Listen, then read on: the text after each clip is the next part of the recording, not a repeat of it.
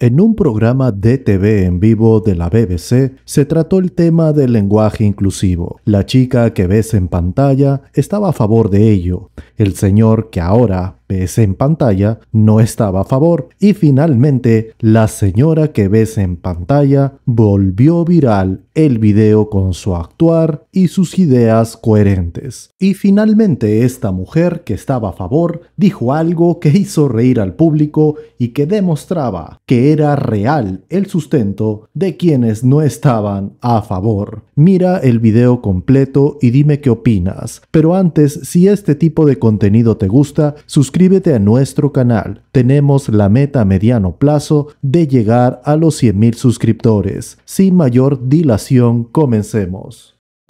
So Emma, hi.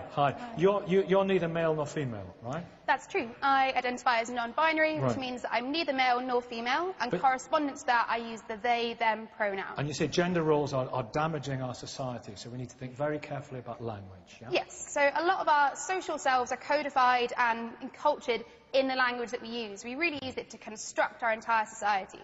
And what's certainly true is that there is a huge variance of gender presentation and gender identity within humankind. There isn't simply humankind, men and women. Exactly, humankind in place of mankind. You wouldn't say mankind, that should be, you know... I wouldn't, just because humankind is a more accurate descriptor, in the same way that me using they, them is a more accurate descriptor of my identity than using he or she. Would you use homo sapiens? I very rarely in my life use scientific language to describe the people I work with. Wise man, it means. Okay, but it's something, do we need to think about that?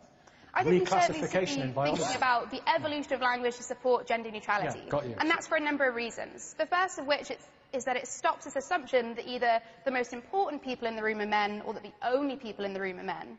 And secondly, it does include that wider spectrum of gender. There's an excellent quote by German linguist Louisa Pusch, who says that gender and language should be both comfortable and fair. And she was referring to German, which is one of the most strictly gender-codified languages in Europe. German. And English is not... What's happening in German? So German has a grammatical gender and a gendered pronominal system. So they use gendered pronouns and they have gendered nouns, and that's supported by the wider grammar of the language. But actually the German state is encouraging lecturers, professionals and industry to use gender-neutral language. God, I might have got an A if that had been back. Students. Well, so in universities, a bit like the University of Hull, universities in Germany, their lecturers are using gender-neutral language to refer to students because it's inclusive of everyone and gives that space for trans people who are neither male nor female. Yeah, it's a matter, Andrew, it's a matter of courtesy, this, and sensitivity, isn't it? Courtesy is all very well. I mean, you're describing encouraging people to use certain words. My problem is when words are policed. When language becomes police, that is my problem. I mean, look, we can all get back to. If we think about the first series of Star Trek, it used to open with "To boldly go where no man had gone before," and then Next Generation it became "To boldly go where no one has gone before." No one cared. I mean, I'm bothered by "To boldly go" because it's a split infinitive. It really annoys me. But no one cares about the gender neutralisation there. No one cares about that sort of stuff. What they did, no, they don't. What they really care about. Who cares? Put your hand up if you care. Well, they're mad. I think. Well, they're mad. Well, that's a bit politically incorrect as well, isn't it? Hold on. No, I think people do care. No, but let me make my point. I don't think it is about those sorts of things, humankind or mankind. I mean, those are sort of interchangeable now. They're synonymous anyway.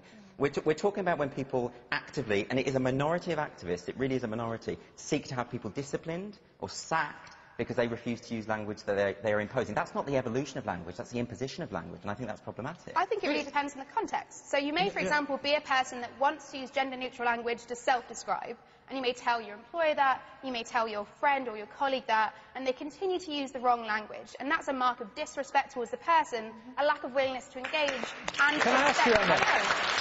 So you should be disciplined in a professional context if you refuse to do right by people you're working with. Right, so if I said to Belinda, you hear what they said, would that be the correct thing about what you've just said? Yes, so the singular they has existed in English for a very long time and works perfectly grammatically. But I wouldn't say, you hear what it said. That's rude, isn't it? Yeah, I would say that it is dehumanising. It shouldn't ever be a voice for the entirety of the trans community. Some people may self-select to use it, but it in general is quite a dehumanising approach. Isn't this actually bad for women? The suffragettes would be appalled about this, wouldn't they? Well, they want women to be noticed. They want women to be out there. They want women to achieve and for other women to know that they have achieved. It's really about self-determination, though, isn't it? I mean, people should be able to decide how they're going to identify.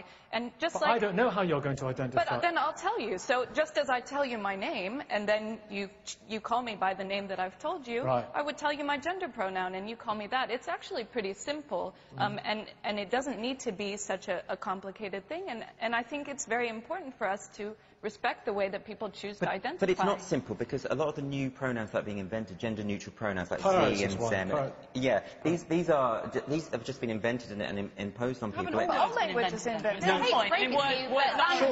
Sure. And that's why, okay, the distinction I'm trying to make is when language evolves, when a language is absorbed into the culture, then that's an acceptable thing. But when you push it on people, that's the distinction I'm trying to make. But I mean, I don't think there is any distinction there. The point is that over time language changes, and you know there are terms which were used a couple of hundred years ago to describe people who were of dual heritage or mixed race. They would have been described as mulatto. These days you go around saying that, people go, what on earth are you talking about? Well, and people don't even understand the term, quite rightly, because it was an obnoxious term and we got rid of it. And as time goes on, we have the freedom to choose. People argue this is political incorrectness, but it's actually grammatical incorrectness. But no, but actually there are places where this is incredibly important. Like, for example, you mentioned the term chairman, and lots of companies and organisations still refer to a chairman. There's no need to do that. That sends a message out to young women saying, sends a message out to young women saying, you know, you're not qualified to apply for this job. It might be a very subtle message, it might be not what the person saying it intends, but actually, can we do better? Yes. Should we? Yes. Brilliant.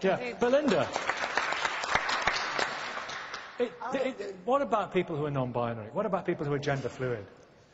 We're all male and female. We've always... Yes, of course we're all male and female. There are what about transgender people? There are a tiny minority of people who have intersex conditions, and there are a tiny minority of people who have some condition where they may have a female brain and a male body.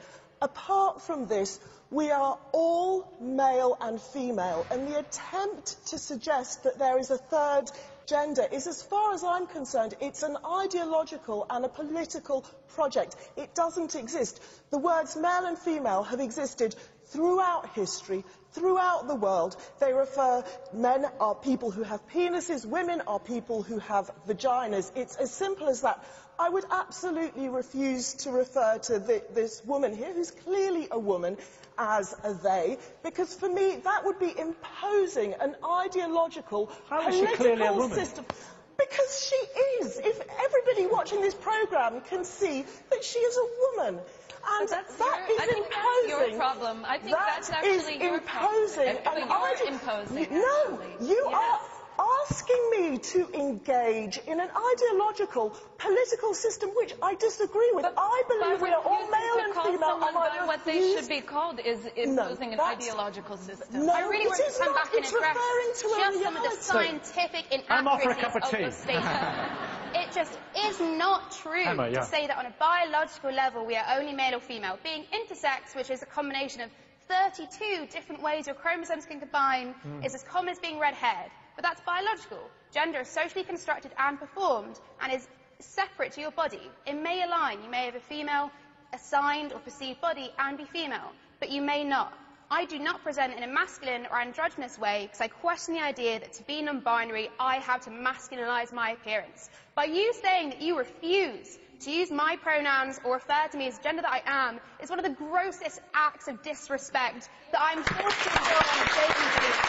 You clearly have no empathy or no respect for people like me or the wider trans community, and that immediately diminishes my respect for you as an individual. Your respect for me is already diminished if you insist that I ascribe to some ideology of third gender, which I do not agree with. If this he and she is socially constructed, how come everybody watching this, everybody in the audience, can basically identify male and female just by looking?